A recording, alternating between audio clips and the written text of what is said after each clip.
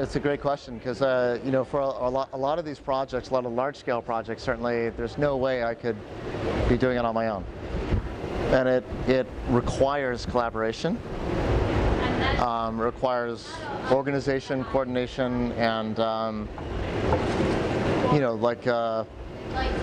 building a building. I mean, it requires looking through budgets, understanding materials, detailing what the cost of those choices are, all the while sort of examining it against the litmus test of the overall concept of the project. And in terms of the studio, there's currently just 3 of us that are full-time.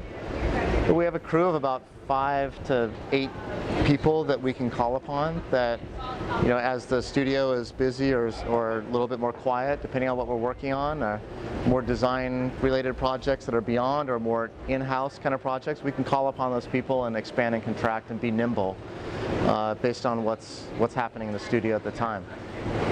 Here in Miami, to build, the project here at Faena, 120 Degree Art East Southeast, we needed a team, and I brought myself as well as 2 other guys from the studio. We also had 5 or 6 guys from Faena that they coordinated to help us out that were awesome. They were crucial, from Honduras, Venezuela, Argentina, Cuba, Haiti. Very little English was spoken. We had 1 translator and a lot of gesturing. And after that week long of installing that piece, we have this kind of beautiful bonded relationship of having gone through this experience together.